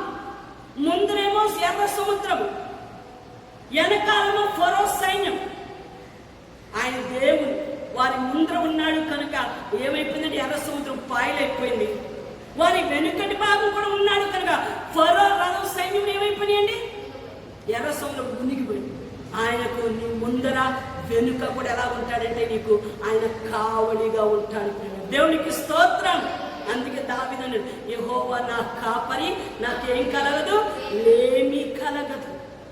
ఆ మంచి కాపరి మనకు తోడుగా ఉన్నంత కాలం ఏ దుష్టుడు, ఏ అపవాది, ఏ శత్రువు, ఏ కరోనా, ఏ కరువు కూడా నిన్ను నన్ను ఏమి చేయలేవు. మనం ఎలా ఉంటామో తెలుసా? ఆ వచనాలన్నీ మీరు చదువుకుంటూ వస్తూ ఉంటే నీవు ప్రార్థిస్తే అంట ఆయన నీకు ఉత్తరమిస్తాడంట. నేను ఉన్నాను అని నీకు ధైర్యాన్ని ఇస్తాడు. రెండోది ఏంటంటే క్షేమ కాలమున ఆయన నిన్ను తృప్తిపరిచి నీ ఎముకలను బలపరచును. నీరు కట్టిన తోట, అది ద్రాక్ష తోట అయినా, అది ఒక అంచులతో ఏ తోట అయినా, నీరు కట్టిన తోట ఎలా ఉంటుందని ఎప్పుడు కూడా పచ్చగా ఉంటుంది. నువ్వు దేవుని సన్నిధిలో ఉంటున్నావు కనుక మనము, మన కుటుంబాలు, నేనైతే నా దేవుని మందిలో పచ్చని ఒలివా చెట్టు వలె ఉంటానని భక్తుడు ఎలాగైతే అంటున్నాడో, మనము మన కుటుంబాలు పరిస్థితులు ఎలాగున్నా, చేతి నిండా పని లేకపోయినా, వ్యాపారాలు సరిగ్గా లేకపోయినా, చేతిలో డబ్బులు లేకపోయినా మనం ఎలాగుంటామంటే ఎప్పుడు కూడా మనం ఎలాగుంటాం? క్షేమకాలం. క్షామకాలం. క్షామకాలం అంటే కరువు కాలంలో. ఇంకొక రాసేది చూడండి, క్షామకాలమున ఆయన నిన్ను తృప్తి పరచి నీ ఎముకను బలపరచును. కరోనా ఉన్నప్పుడు కూడా నీవు నీ కుటుంబం ఎప్పుడు పచ్చదనంగా నీరు కట్టిన తోట వలె ఉంటావు. ఎప్పుడు నువ్వు ఉబ్బుకుచుండు నీటి ఓట వలె. అది ఓట ఏమవుతుందండి? ఉబ్బుకుచుండు. కనుక నువ్వు ఏమీ చేసుకోకూడదు. లోక రక్షకుడైన యేసయ్య సంరక్షణలో, ఆయన కనుదృష్టిలో మనము, మన కుటుంబాలు ఉన్నాయి కనుక నువ్వేం చేయకూడదు? వ్యాపారాలు సరిగ్గా లేవండి, పనులు లేవండి, ఎలాగండి, ఏంటని అనుకుంటుంది. ఇలాంటి పరిస్థితుల్లో కూడా మనము, మన కుటుంబాలు ఎలా ఉంటామంటే అండి, ఇంకో దేవుని యొక్క వాక్యం చెప్తుంది, ఎప్పుడును ఉదయ ఉబ్బుకుచుండు. ఎప్పుడు కూడా అంటే ఎప్పుడంటే అప్పుడప్పుడనా? ఎప్పుడు అంటే నీచు అంటే కరోనా ప్రతికూల పరిస్థితుల్లో కూడా, కరువులో కూడా, ప్రపంచం అంతా కరువులో ఉంది. కానీ ఏలియా సారేపాత విధవరాలు ఎలా ఉన్నారు? కరువులో లేరు. వాడు కరువులో కూడా 3.5 సంవత్సరాలు దేవుని పోషించారు ప్రియులారా. దేశమంతా కరువుతో ఉన్నది. షునేమిరాలు ఎలా ఉంది? షునేమిరాలు ఎలా ఉందంటే షునేమిరాలు కరువులో లేదు ప్రియులారా. ఎలా ఉన్నామేమంటే సమృద్ధిలో ఉంది. కరువు అయిన తరువాత తన సొంత దేశానికి వచ్చింది. ఈ 7 సంవత్సరాలు కరువులో ఏమేమి నష్టపోయిందని అంతటిని కూడా దేవుడు ఏం చేశాడు? రాజుగారి ద్వారా ఇచ్చాడు. కనుక ఈ కరోనా ఎన్ని నెలలు ఉంటుందో తెలియదు. సాధ్యమైన త్వరగానే దేవుడు విడిపిస్తాడు. కానీ ఈ ఎన్ని నెలలు, ఇది 3 నెలల 4 నెలలు, నువ్వు ఎన్ని నెలలు నువ్వు వ్యాపార పరంగా కానీ ఆర్థిక పరంగా కానీ ఏ రీతిగా నువ్వు నష్టపోయావో, నష్టపోయిన నీ ప్రతి నష్టాన్ని కూడా ఆయన ఏం చేస్తాడు? ఉప్పు కూర్చుండు ఓటవలే. అక్కడ దేవుని యొక్క వాక్యం, ఎప్పుడు నువ్వు ఉప్పు కూర్చుండు ఓటవలే. మనము మన కుటుంబాలు ఎప్పుడు సమృద్ధితో ఉంటాయి. ఆహారపరంగా కానీ, వస్త్రపరముగా కానీ, ఐశ్వర్యపరముగా కానీ మనం ఎప్పుడు కూడా ఎలా ఉంటామంటే ఉబ్బు కూర్చుండు ఓట. ఆ ఓట ఎవరంటే మన ప్రభు అయిన యేసుక్రీస్తు. దేవునికి స్తోత్రం. ఆయన ఎవరండి? ఊరేడి బొగ్గైన యేసు మన ఇంటిలో, మన కుటుంబాల్లో, మన హృదయాల్లో ఉన్నాడు. కనుక ఈ శుక్రవారం ఉపవాస ప్రార్థనకు వచ్చిన నీ జీవితంలో ఊరేడి పొక్కైన యేసు ఉన్నాడు. కనుక లోకరీతమైనవి ఏవేవైతే నీవు లేక ఇబ్బంది పడుతున్నావో, బాధపడుతున్నావో ఆ విషయంలో నువ్వు చింతించవలసిన పని లేదు. నీ చింత యావత్తు ఆయన మీద వేయి. నీ ప్రతి నష్టాన్ని, నీ ప్రతి ఆర్థిక ఇబ్బందిని, అది దేశాందైనా, అది నీ కుటుంబందైనా ఏం చేస్తాడు? ప్రతి నష్టాన్ని, ప్రతి ఆర్థికమైన ఇబ్బందిని ఆయన భర్తీ చేస్తాడు. ఆ రీతిగా మనల్ని, మన కుటుంబాలను సమృద్ధితో నింపే లోక రక్షకుడైన యేసు మనకున్నాడు. కనుక నీవు చేయవలసింది ఏంటంటే, దేవుని సన్నిధికి ఉపవాసంతో వస్తున్న మనం ఇంతకాలం శరీర రీతిగా, లోకరీతిగా మనం జీవించాం. ఇక ఏం చేయాలి? మనం ఏం చేయాలి? మన శరీర కార్యాలు విడిచిపెట్టాలి. నేత్రాశలు, జీవపు డంబము, ప్రతి పాపాన్ని విడిచిపెట్టాలి ప్రియులారా. అందుకే అక్కడ వాక్యం ఉంది, నీవేం చేయాలి? చెడు మార్గమును, అది సినిమాను విడిచిపెట్టాము, బూతులు విడిచిపెట్టాము, అబద్ధాలు విడిచిపెట్టాము, దొంగతనాలు విడిచిపెట్టాము, ఒకరి మీద ఒకరు చాడీలు చెప్పుకోవడం విడిచిపెట్టాము. ఇన్నర సమయం దొరికితే ఏం చేసేవాడు? నీ మీద, నా మీద, అందరి మీద కూర్చొని అరుగుల మీద మాట్లాడు. ఇప్పుడు అరుగుల మీద కూర్చునే రోజులు పోయినాయి. ఇంకా కూర్చుంటున్నారంటే వాళ్ళు మనం ఏం చేయలేమని అనుకుని ఆ దేవుడే కాపాడాలి, వారి కొరకు మనం ప్రార్థన చేయడం తప్ప మనం ఏం చేయలేము. మనం ఎన్ని చెప్పినా ఇంక మన మీద నోరేసుకొని పడిపోతాం తప్ప అని చెప్పి. కానీ మనం ఏం చేస్తున్నాం? ఆ చెడు మార్గాలన్నీ మానేసి ఎంతో సుందరుడైనటువంటి ఆకాశం ఆయన సింహాసనంగా, భూమి ఆయన పాదపీఠమైనటువంటి ఆయన పాదాలు చెంత చేరి ఏం చేస్తున్నామండి? మన బాధలేంటో, మన కష్టాలేంటో, మనకి ఏం కావాలో, ఇది మన ఏ సంగతి? ఇది మన తల్లి సంఘం.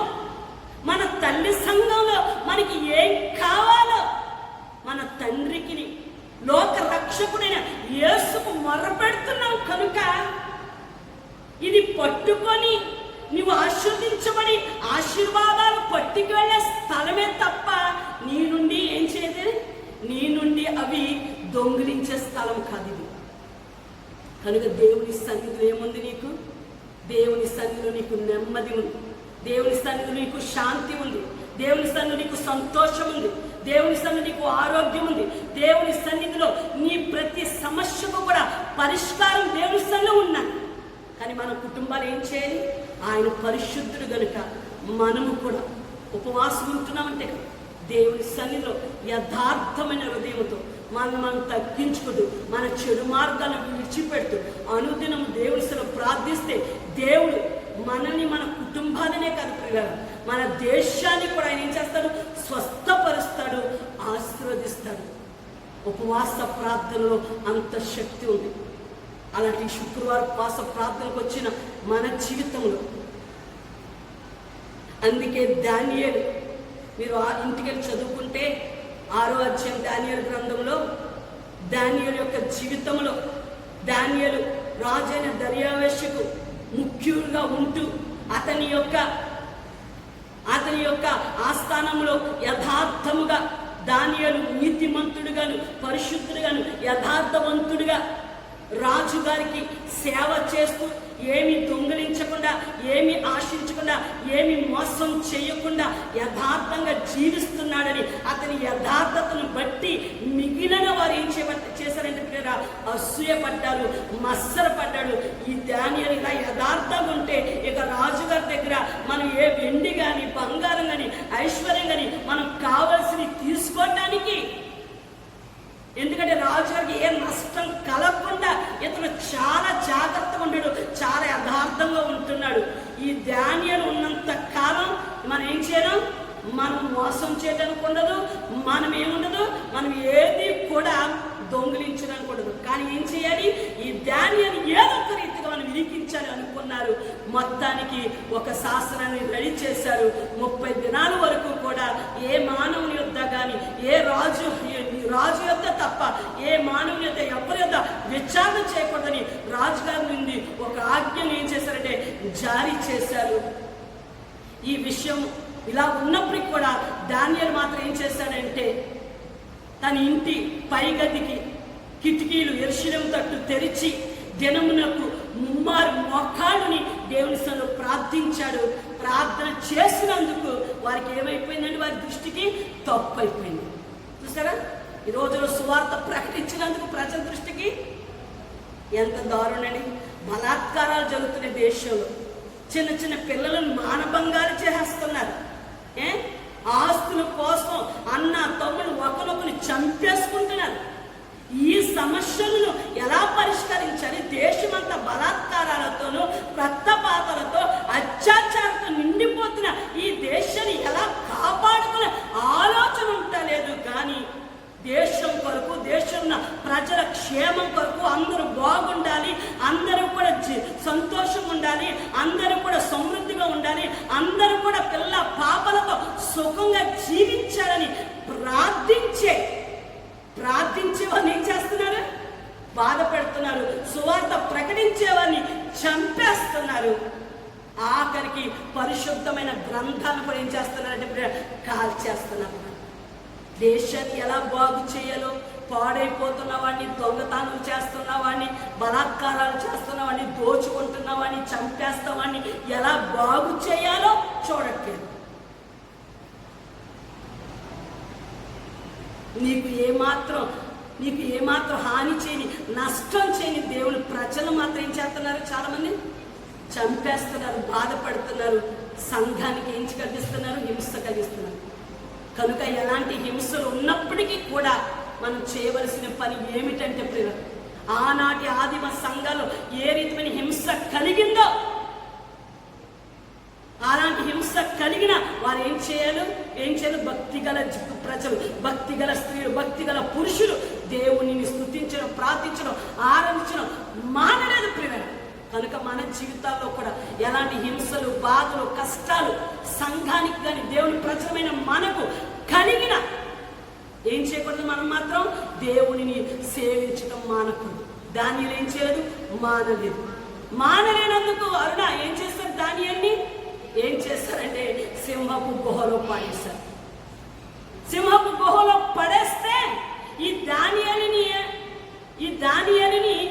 దర్యావేషు రాజు ఎంతో ఇష్టపడ్డాడు, ఎంతో ప్రేమించాడు. ఈ దానియేలు ఆ దర్యావేషు రాజుకి బహు ప్రియంగా ఉన్నాడు. అలాంటి దానియేలుకి ఆపద వచ్చిందని తెలియగానే ఒక అన్యుడైన రాజైన దర్యావేషు ఏం చేశాడంటే తెలుసా ప్రియరా, ఏం చేశాడో తెలుసా? దానియేలు దేవుడైన యెహోవాకు ఉపవాసం ఉన్నాడు ప్రియరా. ఆ రాత్రి అంతా కూడా రాజుగారి కార్యక్రమాలు అలా ఉంటే మీకు తెలుసు. ఆ రాత్రి అంతా కూడా ఏం చేయడం అనేది, అన్నీ కూడా సంగీతం, వాయిద్యాలు అన్నీ కూడా ఆఫ్ చేసి ఆ రాత్రి అంతా నిద్ర పట్టలేదు. దానియేలు దేవునికి ప్రార్థన చేసిన ఉపవాసం. ఒక అన్యుడే ప్రార్థన చేస్తే ఉమ్మగారు, మరి మన దేశంలో జరుగుతున్న పరిస్థితులు బట్టి మనం కూడా ఏం చేయాలి? ఇలాంటి శుక్రవారం ఉపవాస ప్రార్థనలు మనం సద్వినియోగం చేసుకొని మన కుటుంబాలకు, మన వీధులో ఏం జరుగుతుందో, మన పేటలో ఏం జరుగుతుందో, మన దేశంలో ఏం జరుగుతుందో వార్తలో చూస్తున్నాం, న్యూస్లో వింటున్నాం. మరి మనం ఎంతగా ఉపవాసం ఉండి కన్నీరు కార్చి ప్రార్థన చేయాలి పిల్లలారా చెప్పండి. ఒక రాజే దానియేలు కొరకు ప్రార్థన చేశాడు. ఉదయం అయింది, ఆ సింహాల గుహ దగ్గరికి వెళ్ళాడు. గృహ దగ్గరికి వెళ్ళి అంటున్నాడు, ఆ రాజు దర్యావేష్ గారు దానియేలుని పిలుస్తూ, దానియేలు, జీవము గల దేవుని సేవకుడమైన దానియేలు, నీవు అనుదినము సేవించుచున్న నీ దేవుడైన యెహోవా నిన్ను రక్షించేనా? నువ్వు క్షేమమేనా? అబ్బా, ఎందుకంటే నీ దేవుడికి నేను ఏం చేస్తాను, గత రాత్రి ఉపవాసం ప్రార్థించాను అనగానే దానియేలు అంటాడు, రాజా చిరంజీవగును గాక, దేవునికి స్తోత్రం. చూసారండి, సింహపు గుహలో ఉండి రాజు క్షేమాన్ని కోరుతున్నాడు. ప్రియులారా, నీవు కూడా నిన్ను హింసించేవారిని, నిన్ను నిందించేవారిని, నిన్ను బాధ పెట్టేవారిని పరిశుద్ధమైన గ్రంథాలు కాల్చేస్తున్నారా? నువ్వు సువార్త ప్రకటిస్తున్నందుకు నిన్ను నీ కుటుంబాన్ని చంపేస్తున్నారా? సంఘానికి హింస కలిగిస్తున్నారా? అయినా సరే నువ్వేం చేయి, ఎంతటి పాపినైనా ఆయన క్షమించాడు కనుక ఆయన బిడ్డలైన మనము కూడా ఏం చేయాలి, ఒకరినొకరు క్షమించుకుంటూ ఒకరి క్షేమం కొరకు ఒకరు మనం ఏం చేయాలంటే ప్రార్థించాలి. ప్రియులు, శ్రమలో ఉన్నప్పుడు కూడా దానియేలు అంటున్నాడు, ఏమంటున్నాడు, రాజు చిరంజీవగును గాక. కనుక మనము కూడా శ్రమలో ఉన్నా సరే ఏం చేయాలి, శ్రమలో ఉన్నా సరే, కరోనా అంటే భయంకరమైన మరణకరమైన శ్రమలో ప్రపంచ దేశాలు ఉన్నాయి. ఈ శ్రమలో నుండే బయటికి రావాలా? ఈ రీతిగా పరిశుద్ధమైన గ్రంథాలు కాల్చేస్తూ సేవకుల మీద భయంకరమైన దాడులు చేస్తున్న వారిని విషయమే ఆలోచించాలా? కనుక ప్రియులారా, ఇలాంటివి ఎలా పరిస్థితి మనకి ఎలాంటివి ఉన్నా, ఎలాంటి ఉపద్రవంలో మనం ఉన్నా, అపాయంలో ఉన్న ఉపాయాన్నిచ్చి తప్పించే దేవుడు మనకున్నాడు. కనుక అలాంటి అపాయంలో దానియేలు ఉన్నాడు. దేవుడు ఉపాయాన్నిచ్చి ఆ సింహపు గుహలో నుండి తప్పించబడ్డాడు. ఈరోజు ఆ దర్యావేష్ ఏమని సాక్షిస్తున్నాడో తెలుసా? దానియేలు, నీ దేవుడే నిజమైన దేవుడు, లోకమందు ప్రపంచంలో దేవుడు అంటూ ఉన్నాడు అంటే విడిపించడానికి, రక్షించడానికి, కాపాడడానికి, ఏమైనా చెయ్యటానికి నీ దేవుడు సమర్థుడు. నీ దేవుడే నిజమైన దేవుడని ప్రభా, నిజమైన దేవుడని. ప్రియులారా, దర్యావేష్ ఏం చేస్తాడు, దానియేలు దేవుని గురించి సాక్ష్యం ఇచ్చాడు. ఈ దానియేలు పారసిక రాజైన కోరేషు కాలంలో కూడా ఏం చేశాడంటే అంతకంతకు వర్తిల్లాడు. దేవునికి స్తోత్రం. కారణం శ్రమలో కూడా దేవుడిని విడిచిపెట్టలేదు. అతని భక్తి, అతని పరిశుద్ధత, అతని విశ్వాసం, అతని యథార్థత, దానియేలు శ్రమలో కూడా దేవుడిని పట్ల ఆయనకున్న భక్తి చూచి ఒక రాజు ఏమైపోయాడు, ఉపవాసం ఉన్నాడు. ఒక రాజు ఏం చేస్తున్నాడు, దేవుని గురించి సాక్ష్యం ఇస్తున్నాడు. ఒక రాజు ఏమైపోయాడండి, మారిపోయిపోయాడు. కనుక ఈ ప్రపంచం అంతా మారాలి అంటే మనం ఏం చేయాలి? దానియేలు ఏ రీతిగా అయితే దేవుడు నాకు మోకాళ్ళని ప్రార్థించాడు, మనము కూడా సమయం దొరికినప్పుడల్లా వ్యర్థమైన వాటితో, టీవీలతో, ముసలమ ముచ్చట్లతో ఏమాత్రం కూడా సమయాన్ని వృధాపరచుకోకుండా మనం అనుదినం ఏం చేయాలంటే దేవునిలో ప్రార్థించాలి. అందుకే అపోస్తుల కార్యంలో ఉంటుంది, 14వ అధ్యాయంలో ఉంటుంది, 22-23 చదివితే, అనేకమైన శ్రమలు అనుభవించి మనం ఏం చేయాలి, మనం ఉపవాసం ఉండి అనేకమైన శ్రమలు అనుభవించి దేవుని రాజ్యానికి చేరాలి. ప్రేమ, దేవుని రాజ్యానికి మనం చేరాలి అంటే దుష్టుడు ఏ రీతిగా ఆటంకాలు కలిగించినప్పటికీ కూడా మనం నమ్మిన ప్రభునకు మనల్ని, మన కుటుంబాలను అప్పగించుకుంటూ ఈ శుక్రవారపు ఉపవాస ప్రార్థనలో దేవుని స్థలంలో మరి ఎక్కువగా ఉపవాసం ఉంటూ మనం ఏం చేసుకోవాలంటే ప్రియరా, దేవునికి అప్పగించుకునే వారంగా మనము ఉండాలి. ప్రియరా, ఆ రీతిమైనటువంటి దైవ భక్తితోను, పరిశుద్ధతోను, యథార్థమైన హృదయముతోను ఈ శుక్రోపవాస ప్రార్థనకు వచ్చిన మనల్ని, మన కుటుంబాలను దేవుని సన్నిధిలో ఏ ఏ విషయాలు ప్రార్థిస్తూ కనిపెట్టుకుంటున్నామో వాటన్నిటిలోనూ కూడా దేవుడు నీ కోరికను సిద్ధింపచేసి, నీ ఆలోచన యావత్తును కూడా సఫలపరిచి దేవునికి ఇష్టమైన ఉపవాసము చేసి దేవుడు సిద్ధపరిచిన ప్రతి మేలును, ప్రతి ఆశీర్వాదాన్ని మనము మన కుటుంబాలు నిండుగా మెండుగా పొందుకొనుగాక. ఆమేన్. ప్రార్థన చేసుకున్న ప్రియులారా, పరిశుద్ధమైన మా తండ్రి, ఈ పరిశుద్ధమైన నామమునకు లెక్కలేని స్తుతి స్తోత్రాలు చెల్లిస్తున్నాము నాయన. గతించినటువంటి నాయన 9 దినాలు మా పైన క్షేమకరంగా దాటించి ఈ 10వ దినములో నీ శుక్రవాస ప్రార్థనలో మమ్మలను ప్రవేశపెట్టారు. దానికి స్తోత్రాలు. కీర్తన ద్వారా, ప్రార్థన ద్వారా, వాక్యము ద్వారా మీ నామాన్ని గొప్ప చేసుకున్నారు తండ్రి. నీకు వందనాలు, స్తోత్రాలు నాయన. ఉపవాసం ఉంచున్నటువంటి మా జీవితంలో ఏ రీతిమైన ఉపవాసము చేసి నీ ఘనమైన నామానికి మేము మహిమ తేవాలో తండ్రి, నీ చిత్తానుసారంగా నీకు అనుకూలమైన ఉపవాసాలు మేము చేస్తున్నాయినా ఈ అందరి భయభక్తులు కలిగినైనా నీ సన్నిధిలో మమ్మల్ని తగ్గించుకొని నాయన దానిని ఏ రీతిగా అయితే తగ్గించుకున్నాడో తండ్రి, నాయన నేనేవో పట్టణస్తులు ఎలాగైతే తగ్గించుకున్నారో నైనా అన్న ఏ రీతిగా అయితే ఉపవాసం నిసలు ప్రార్థించి నాయన నీవు నీ చేత దీవించబడిందో నాయన, ఈ శుక్రవాస ప్రార్థనకు వచ్చిన మేమందరము కూడా నీ బిడ్డలమైన మేము ఏ ఏ విషయాల్లో నీకు మొరపెడుతున్నామో మా ప్రతి ప్రార్థన ఆలకించి మా ప్రార్థనకు జవాబిచ్చి మేలుతో మా హృదయాలను తృప్తిపరుస్తున్న దేవా నీకు వందనాలు, స్తోత్రాలు చెల్లిస్తున్నాం నాయన. కూడి వచ్చిన బిడ్డలను దీవించి ఆస్వాదించండి. యూట్యూబ్లో, ఫేస్బుక్లో చూస్తున్న బిడ్డలను కూడా నాయన పేరు పేరు చొప్పున మీరే దర్శించి దీవించి ఆస్వాదించండి. విజృంభిస్తున్న ఈ కరోనా వైరస్ నుంచి మాకు శీఘ్రంగా విడుదల దయచేయండి నాయన. పాజిటివ్ కేసులని నెగిటివ్గా మార్చండి. చేయబడుతున్న టెస్టులన్నీ కూడా నెగిటివ్గా రావడానికి మీరే సహాయమును దయచేయమని అడుగుతున్నాం. దానికి స్తోత్రాలు. మా స్థల విషయంలో కూడా అద్భుతం జరిగించమని ప్రార్థన చేస్తున్న ఆయన ఈ స్థల భారాన్ని మీకు అప్పగిస్తున్నాం తండ్రి. నీకు స్తోత్రాలు. దేశంలో ఉన్న బలాత్కారాల నుంచి నైనా, దొంగతనాలు, దోపిడీలతోనైనా, మోసాలతో, రక్తపాతాలతోనైనా, ఎటు చూచినైనా భయంకరమైన దినాల్లో, భయంకరమైన రోజులలో, భయంకరమైన సంఘటనలతోనైనా దేశం నిండి ఉందనైనా అయ్యా ఈ పరిస్థితిని అంతటిని మీరు మార్చినైనా దేశానికి క్షేమాన్నినైనా, కుటుంబాలకునైనా, సంఘానికి కూడా మీరు క్షేమాన్ని దయచేయమని ప్రార్థిస్తున్నాం నైనా. ఎవరైతే నీ పరిశుద్ధమైన గ్రంథాలు కాల్చేశారో వారితో మీరు మాట్లాడండి నైనా. నీ ప్రజల మీద జరుగుతున్న దాడులనైనా, నీ సంఘం మీద జరుగుతున్న హింసలను మీరు చూస్తున్నారు ప్రభా.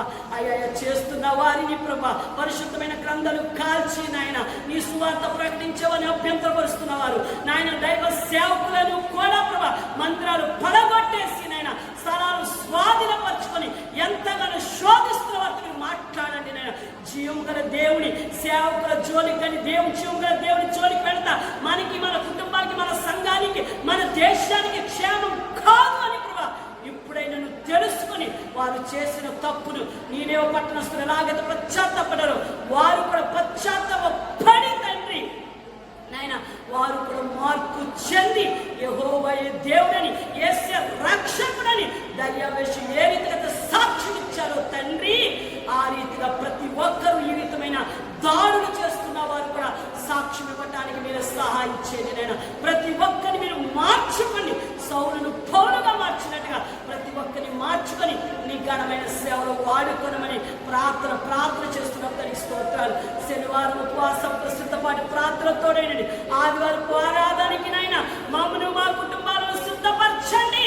మా కుటుంబాలు, మా సంఘాల్లో ఐక్యతలో ప్రేమ, సమాధానం దయచేయండి. నా పుట్టినింటి వారి, నా మెట్టినింటి వారి, నా ఆత్మీయులందరినీ పేరు పేరు చొప్పున దర్శించి దీవించి ఆశీర్వదించి నీ సమాధానము, స్వస్థత, నెమ్మదిని ప్రతి కుటుంబం పైన కొమ్మరించమని యేసు యొక్క శక్తి గల నామములో ప్రార్థించి వేడుకొనుచున్నాము మా పరమ తండ్రి. ఆమేన్. దేవుడు మిమ్మును, మీ కుటుంబాలను ఆశీర్వదించి ఈ కరోనా ప్రతికూల పరిస్థితుల్లో కూడా ఉపవాస ప్రార్థనకు వచ్చిన మిమ్మును, మీ కుటుంబాలను దేవుడు స్వస్థపరిచి, సమాధానపరిచి, సమృద్ధితో మిమ్మును, మీ కుటుంబాలను, మీ చేతి పనులను, మీ వ్యాపారాలను దీవించునుగాక. ఆమేన్. యేసు రక్తమే జయం, ప్రభు యేసు రక్తమే జయం, ప్రభు యేసు నామమునకు సంపూర్ణ విజయము కలుగునుగాక. ఆమేన్. అందరికీ ప్రైజ్ ది లార్డ్.